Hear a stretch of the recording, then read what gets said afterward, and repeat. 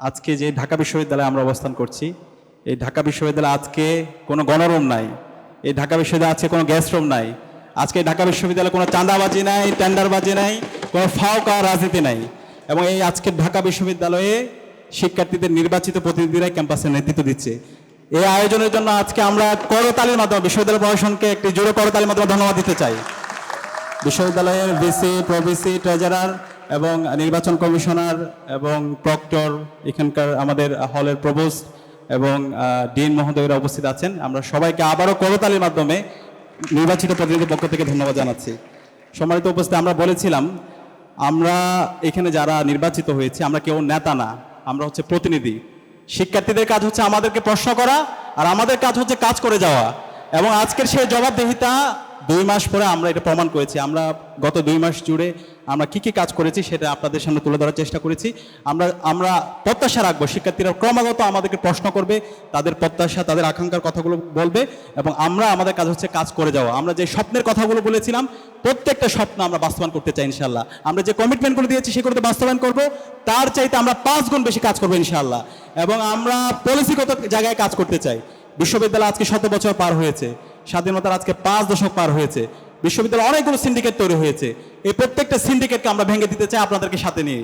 এবং আমরা পলিসিগত জায়গায় এমন একটা স্ট্যান্ডার্ড আমরা ঢাকা বিশ্ববিদ্যালয়কে নিয়ে যেতে চাই যেন ভবিষ্যতে আর কেউ এসে আর কখনো এখানে ফেসিস্ট হয়ে উঠতে না পারে, আর কখনো আমাদের স্বপ্নে ঢাকা বিশ্ববিদ্যালয়ের শিক্ষার্থীদের যে স্বপ্নগুলো আছে সেগুলোকে ভঙ্গ করে দিতে না পারে। তো সেই জায়গায় আমরা আশা রাখবো বিশ্ববিদ্যালয় নির্বাচিত প্রতিনিধি এবং বিশ্ববিদ্যালয় প্রশাসন আমরা সবাই টিম হয়ে কাজ করবো ইনশাআল্লাহ।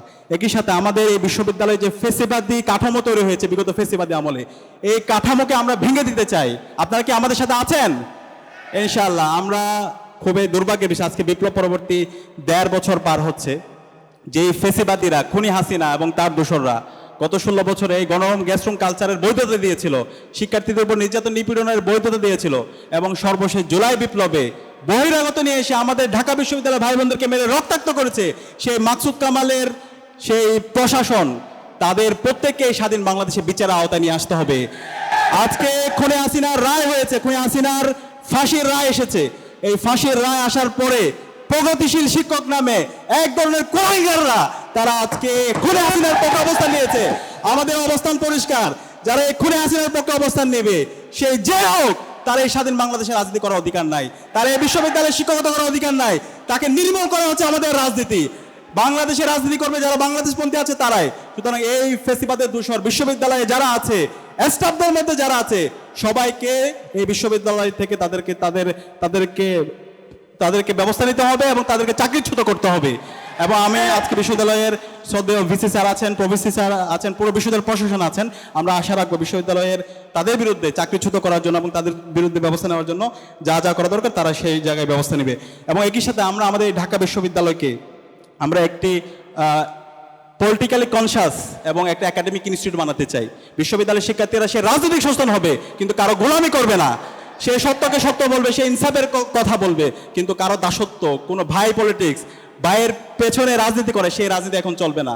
এবং একই সাথে আমাদের বিশ্ববিদ্যালয়ের যে মূল কাজ, জ্ঞান উৎপাদন করা, জ্ঞানের প্রতি শিক্ষার্থীদেরকে উৎকর্ষ সাধন করা, গবেষণার পরিবেশ তৈরি করা, গবেষণায় বাজেট বাড়ানো, বিশ্ববিদ্যালয়কে একটা পূর্ণাঙ্গ একাডেমিক ইনস্টিটিউট হিসেবে রূপান্তর করা, সেই জায়গায় বিশ্ববিদ্যালয় প্রশাসন কাজ করবে। আমরা আশা রাখবো একই সাথে বিশ্ববিদ্যালয় নিয়োগ প্রক্রিয়ায় মেরিটোরিয়াস ইনশিওর হবে। বিগত ফেসিবাদী আমলে প্রায় সহস্রাধিক শিক্ষক নিয়োগ হয়েছে, যাদেরকে দলীয় বিবেচনায় নিয়োগ হয়েছে।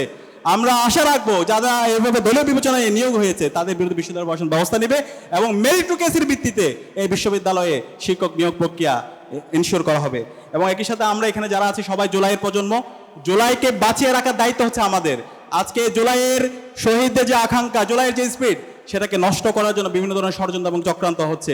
আজকে যে জুলাইয়ের মাধ্যমে আমরা এই ঢাকা বিশ্ববিদ্যালয় আজাদি পেয়েছি, এই যে জুলাইয়ের মাধ্যমে ডাকসু নির্বাচন পেয়েছি, সেই জুলাইকে বাঁচিয়ে রাখার দায়িত্ব হচ্ছে আমাদের। সুতরাং জুলাইয়ের যে শহীদদের আকাঙ্ক্ষা, তাদের যে স্পিড, তাদের যে প্রত্যাশা, সেটা আমাদের পুরো জাতির কাছে ছড়িয়ে দিতে হবে এবং শহীদদের আকাঙ্ক্ষার আলোকে একটি বৈষম্য ইনসাফভিত্তিক বাংলাদেশ, একটি স্বপ্নের ক্যাম্পাস বিনির্মাণ করার লড়াইয়ে আমাদের অগ্রণী ভূমিকা পালন করতে হবে। সে উদাত্ত আহ্বান জানিয়ে আমি আমার কথা এখানে শেষ করছি। আসসালামু আলাইকুম রহমতুল্লাহ।